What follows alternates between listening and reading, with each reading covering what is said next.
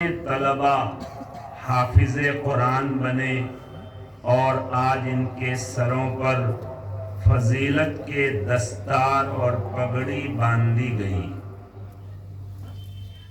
اللہ تبارک و تعالیٰ کا یہ فضل اور احسان ہوا، اس مدرسے پر بھی، ان طلباء پر بھی، اور اس سماج اور انچل کے تمام مسلمانوں پر بھی، کہ اس زمین کو، اس جگہ کو، اس علاقے کو اللہ نے قبول فرمایا کہ آپ کی اس سرزمین سے اتنے حفاظ کرام بن کر نکل رہے ہیں۔ اللہ ان کو حیات طیبہ طویلہ نصیب فرمائے، لمبی زندگی نصیب فرمائے۔ یہ جہاں جہاں قرآن کریم کی خدمت کریں گے، قرآن پڑھیں گے، قرآن پڑھائیں گے، قرآن کا معنی مطلب لوگوں کو سمجھائیں گے، سب کا ثواب جس طرح ان کو ملے گا، ان کے حضور لوگوں کو ملے گا، اسی طرح جتنے لوگ مدرسے کی مدد کرتے ہیں، اس مدرسے سے محبت کرتے ہیں، جن کی مدد سے یہ بچے حافظ قرآن بنے اور یہ مدرسہ یہاں قائم ہوا اور ہے، ان سب کو بھی اس کا ثواب اور اجر ملے۔ چنانچہ میں نے آپ کے سامنے جو حدیث پڑھی ہے، ہمارے نبی صلی اللہ علیہ وسلم ارشاد فرماتے ہیں کہ دنیا میں سب سے بھالو مانوش وہ ہے جو قرآن ہیکے اور ہکائے، قرآن سیکھے اور سکھائے، وہ سب سے بھالو مانوش ہے کہ قرآن سیکھنے کے بعد پھر سکھائے لوگوں کو، پڑھنے کے بعد پھر لوگوں کو پڑھائے۔ ہمارے استاد حضرت مفتی سعید احمد پالنپوری رحمت اللہ علیہ دارالعلوم دیوبند کے سابق شیخ الحدیث فرماتے تھے کہ ہمارے ان بچوں کو صرف ان کے حضور لوگ نہیں پڑھاتے ہیں۔ ظاہر ہے اگر میں اس بچے کو پوچھوں کہ بابا تم کو کون پڑھاتا ہے، تو یہ کہے گا میرے ابا پڑھاتے ہیں، کوئی کہے گا میرے ماموں پڑھاتے ہیں، کوئی بولے گا میرا نانا پڑھاتے ہیں۔ اور اگر ان کے باری میں کوئی پوچھے کہ تم کو کون پڑھاتے ہیں، تو وہ کہے گا امک حضور پڑھاتے ہیں۔ معلوم ہوا کہ حضور بھی پڑھانے والے، ان کے گارجن بھی پڑھانے والے ہیں۔ لیکن اگر یہ مدرسہ نہیں ہوتا تو ان کے گارجن اور ان کے حضور ان کو کیسے پڑھاتے؟ اس لیے اصل میں اس حدیث کی فضیلت میں جس طرح ان کے حضور شامل ہیں، ان کے گارجن شامل ہیں، اسی طرح جن لوگوں کے چندے سے، تعاون سے مدرسہ چلتا ہے، وہ سب لوگ شامل ہیں۔ سب دنیا کے بھالو مانوش ہیں، کیونکہ وہ اگر چندہ نہیں دیتے، مدرسہ نہیں قائم کرتے، مدرسے کے لیے ماٹی نہیں دیتے، مدرسے کی مدد نہیں کرتے، تو یہ مدرسہ نہیں ہوتا، تو حضور کہاں پڑھاتے، یہ کہاں پڑھتے۔ اس لیے آپ تمام لوگ جو اس مدرسے سے محبت کرتے ہیں، ان بچوں کی برکت سے سبھی خیرکم، بہترین اور بھالو مانوش ہیں اللہ کے نبی کی بشارت کے مطابق۔ میرے بھائیوں، دوستوں، بزرگوں، اور آپ قابل مبارکباد ہیں، خوش نصیب ہیں کہ اللہ نے آپ کو قرآن کریم کی خدمت کے لیے قبول فرمایا۔ جس طرح قرآن پڑھنے والے وہ خوش نصیب ہیں کہ ان سے مبارک کن کی زبان، کن کا منہ ہو سکتا ہے جس منہ اور زبان سے 3 برس 4 برس ہر وقت قرآن کریم کی یہ تلاوت کی ہے، تب قرآن کریم مکستو ہوا ہے، تب قرآن کریم ان کے سینے میں، بوک میں محفوظ ہوا ہے۔ کتنی مبارک زبان، کتنا مبارک وہ منہ ہے جو ہر وقت جو ہے تلاوت میں مشغول ہو۔ الف لام میم ذالک الکتاب، الف لام میم ذالک الکتاب، تبارک الذی بیدہ الملک عما یتساءلون، ہر وقت رٹ کے ان لوگوں نے اپنے سینے میں پورے قرآن کریم کو یاد کر لیا، مختص کر لیا، زبانی محفوظ کر لیا۔ ان کا سینہ بھی دنیا میں سب سے مبارک، ان کی زبان اور منہ بھی سب سے مبارک، ان کی انگلیاں بھی سب سے مبارک، جن انگلیوں سے قرآن کریم کا ورق اور پیج یہ بار بار الاتے ہیں۔ ان کی آنکھ اور چوک بھی مبارک کہ ان آنکھوں سے انہوں نے قرآن کریم کے ایک ایک حرف کو، ایک ایک آیت کو کتنی مرتبہ دیکھا ہے۔ کتنی مبارک وہ آنکھیں ہوگی جو قرآن کریم کو اتنی مرتبہ دیکھیں۔ میرے بھائیوں، دوستو، بزرگوں، دیکھیے قرآن یہ اللہ کی کتاب ہے، اس کی عظمت بیت اللہ سے بھی زیادہ ہے، ماں باپ سے بھی زیادہ ہے، مگر حدیث میں ہے کہ بیت اللہ کو دیکھنے کا بھی ثواب ملتا ہے۔ ایک آدمی حج کرنے، عمرہ کرنے گیا، طواف کرتے کرتے تھک گیا، تو وہ بیٹھ کے بیت اللہ کو دیکھتے رہے تو بھی ان کو اجر ملے گا، ثواب ملے گا۔ حدیث میں ہے محبت کی نگاہ سے ماں باپ کو دیکھنے میں بھی ثواب ملتا ہے۔ تو بتائیے قرآن کریم کو دیکھنے میں ثواب نہیں ملے گا؟ یہ تو اللہ کی کتاب ہے، یہ اتنی پاکیزہ عظمت والی کتاب ہے کہ اس کتاب کے ساتھ جو کوٹ، جو گتا، جو چمڑا سٹ جاتا ہے اس کو بھی بغیر وضو کے چھونا منع ہے۔ اگر قرآن کریم کے اوپر چمڑا سے سل دیے، ایک کاپڑ سے جو ہے قرآن کے پہلے والے پیج کو سل دیے، تو اب اس کپڑا کو، اس چمڑے کو بھی وضو کے بغیر چھونا جائز نہیں۔ کتنی عظمت والی کتاب ہے اللہ کی، یہ ہمارے نبی کا معجزہ ہے اور عجیب و غریب معجزہ ہے۔ اس قرآن نے پوری دنیا کے لوگوں کو چیلنج کیا کہ میں اللہ کی کتاب ہوں، اگر نہیں مانتے ہو کہ اللہ کی میں کتاب ہوں تو میری طرح کوئی بھی مانوش دنیا کا کتاب قرآن کے طرح لکھ کر دکھا دے۔ اور قرآن نے کہا کہ اگر پورا نہیں تو ایک سورت ہی لکھ دو، ایک آیت، الحمدللہ رب العالمین، ایک آیت ہے کہ ایک آیت کوئی لکھ کر دکھا دے قرآن کریم جیسا۔ 1500 سال ہو گئے، آج تک کوئی جو ہے قرآن جیسی ایک آیت بھی پیش نہیں کر سکا۔ بہت عربی زبان والے ہیں، مسلمان بھی عرب میں ہیں، عیسائی بھی ہیں، یہودی بھی ہیں، کافر، مشرک، سب عربی والے ہیں، لیکن آج تک کوئی ایک آیت بھی پیش نہیں کر سکے۔ دنیا میں قرآن کے علاوہ کوئی کتاب ایسی نہیں ہے جس کتاب کو اس طرح مختص کرنے والے ہزاروں ہزار بچے زبانی یاد کرنے والے ملے۔ ایسا دنیا میں کوئی کتاب نہیں۔ کیوں؟ اس لیے کہ اللہ نے یہ وعدہ کیا ہے کہ قیامت تک ہم قرآن کی حفاظت کریں گے۔ کیسے حفاظت کریں گے؟ جبریل امین آ کر قرآن کو پکڑ کے کھڑے رہیں گے؟ نہیں، اللہ نے انہی سینوں کو قبول فرمایا، انہی کے ذریعے اللہ قرآن کی حفاظت کریں گے۔ چنانچہ اسی ہندوستان کا قصہ ہے کہ جب انگریز کا قبضہ یہاں جم گیا، ان کی ایک میٹنگ ہوئی کہ مسلمانوں کو دین سے کیسے دور کیا جائے۔ یہ مسلمان بڑے کٹر ہوتے ہیں دھرم اور مذہب کے معاملے میں، ان کے کٹر پنی کو دھرم کے معاملے میں کیسے ختم کیا جائے۔ تو ان کے میٹنگ میں یہ پاس ہوا کہ ان کے پاس قرآن ہے، جب تک یہ قرآن رہے گا اس وقت تک ان کو دھرم سے ہٹانا ممکن نہیں۔ انگریز نے کہا کہ اچھا اگر یہ بات ہے تو ان کے ہاتھ میں قرآن پہنچنے نہیں دینا ہے۔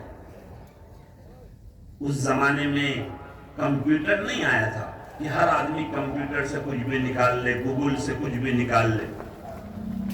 قرآن کریم بھی ہر جگہ نہیں ملتے تھے۔ اس زمانے میں پورے ہندوستان میں ایک دو پریس میں قرآن چھپتا تھا۔ چنانچہ انگریز نے ایسے پریسوں کو قبضے میں لینا چاہا۔ دلی میں بہت بڑا پریس تھا اس میں قرآن کریم چھپتا تھا۔ انگریز نے اس پریس والے سے جا کے کانٹیکٹ کیا کہ تم ہر دن، ہر ہفتے میں، ہر ماس میں، ہر برس میں کتنا قرآن چھاپ کر بیچتے ہو؟ اس نے کہا کہ ہم 5,000، 10,000، 20,000 چھاپ کر دکان والے مجھ سے لے جاتے ہیں۔ تو انگریز کے آدمی نے کہا کہ ہم تمہارا ڈیلر بننا چاہتے ہیں، کانٹریکٹر بننا چاہتے ہیں، تم کسی دکان میں ڈائریکٹ مت دو، ہم کو تم پریس میں جتنا قرآن چھاپو گے ہم کو دے دو۔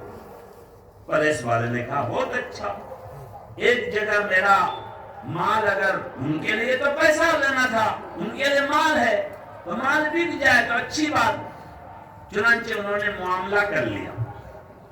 اب انگریز کے لوگ قرآن کریم پریس سے لیتے اور وہ ایک جگہ پہنچاتے، وہاں ان کے کارندے مزدور تھے، ان کا کام تھا ہر دن ان قرآنوں کو جلا کر دریا میں بہانا۔ روز کا یہی کاج تھا ان کا یہ مقصد تھا کہ اس طرح قرآن دکان میں نہیں جائے گا تو لوگوں کے، مسلمانوں کے ہاتھ میں نہیں جائے گا۔ جو پرانا قرآن ہے وہ پھٹ جائے گا، ختم ہو جائے گا۔ آج نہیں، 100 سال بعد دنیا میں قرآن نہیں رہے گا، ہندوستان میں قرآن نہیں رہے گا۔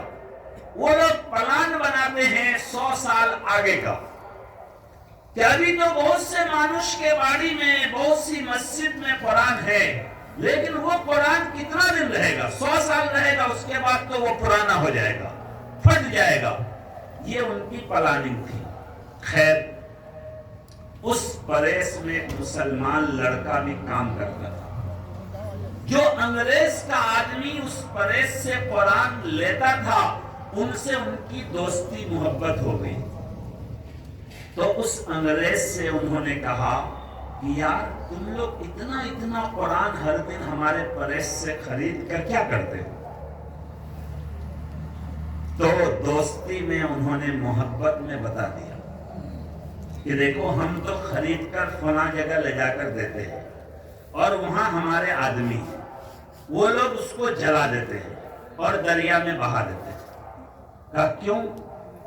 کہا دیکھو یہ راز کی بات ہے، تم میرے یار ہو، بندو ہو، تم سے اب مجھے پیار ہو گیا ہے، دوستی ہو گئی ہے، اس لیے میں بتا رہا ہوں، تم راز میں رکھنا کہ ہمارے انگریز پادریوں کا یہ مشورہ ہوا کہ قرآن دنیا سے ختم کرنے کے لیے یہ طریقہ اپنایا جائے کہ سب پریس پر قبضہ کر لیا جائے۔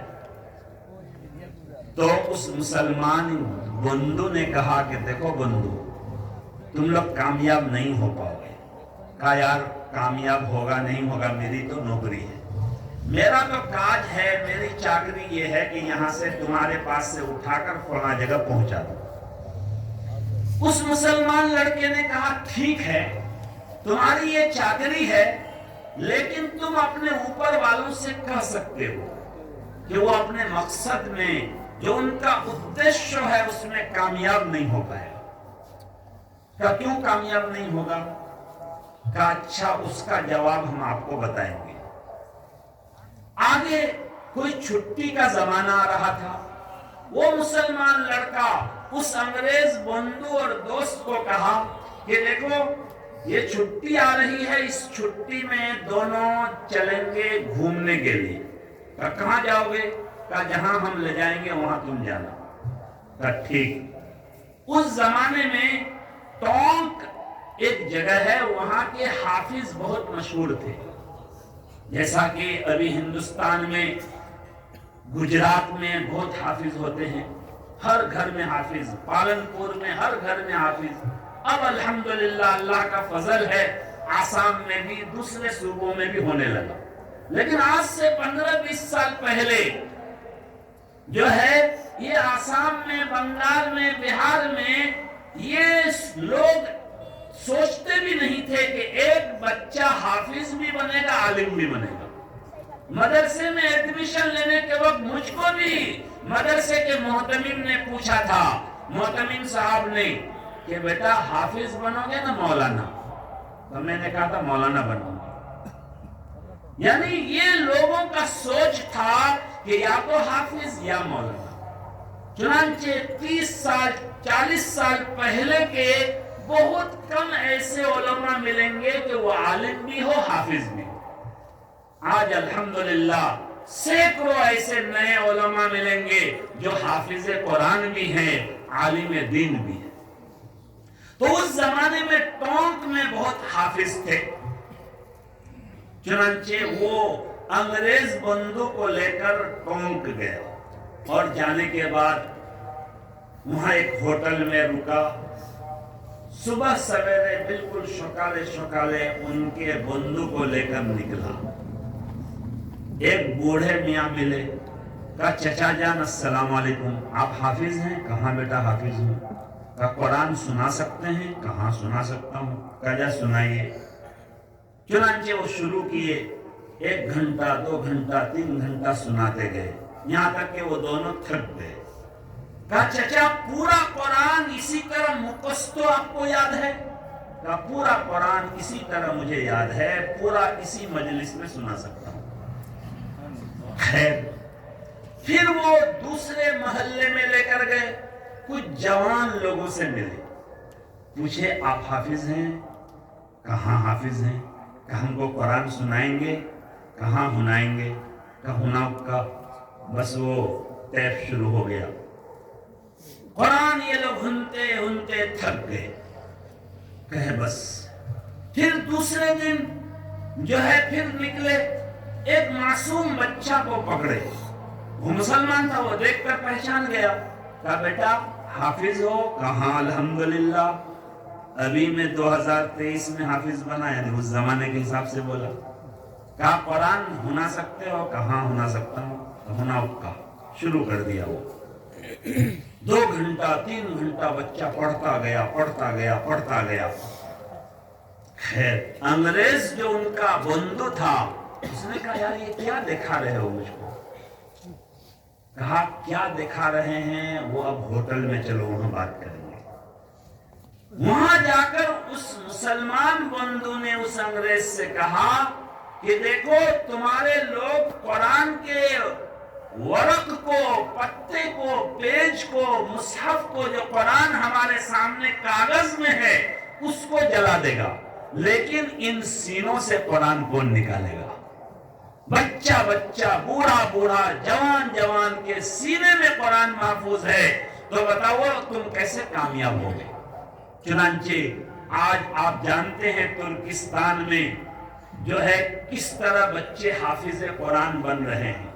جب ترکستان کے بہت سارے ملک جو ہے روس کے قبضے میں چلے گئے تھے، وہاں اذان، نماز، مدرسہ، مسجد، کلمہ سب پر پابندی لگ گئی تھی. اس زمانے میں وہاں لوگ قبر میں حفظ کیے، جو ہے قبر میں استاد اور طالب علم بیٹھ کر جو ہے حفظ کر رہے ہیں تاکہ حکومت کو پتہ نہ چلے. کوئی سلائی کا مشین رکھ لیا، درزی بیٹھ کے سلائی کر رہا ہے اور قرآن حفظ کرا رہا ہے. چنانچہ پیر ذوالفقار صاحب نقشبندی ایک بزرگ ہیں، علماء جانتے ہیں، ان کی کتاب ہے از لاہور تا خاک بخارا و سمرقند. اس میں اور اسی طرح اور بھی بزرگان دین بہت سارے واقعات لکھے ہیں. ایک گجرات کے مولانا انعام صاحب ہیں، از دلی تا خاک بخارا و سمرقند، انہوں نے کتاب لکھی ہے. اس میں اس طرح کے بہت سارے قصے لکھے. تو اللہ تعالیٰ نے ان سیروں کو قرآن کریم کی حفاظت کے لیے قبول فرمایا ہے، بلکہ آپ کے سماج اور انچل کو اللہ نے قبول فرمایا، اس لیے آپ قابل مبارکباد ہیں. بتائیے کتنی بڑی فضیلت ہے.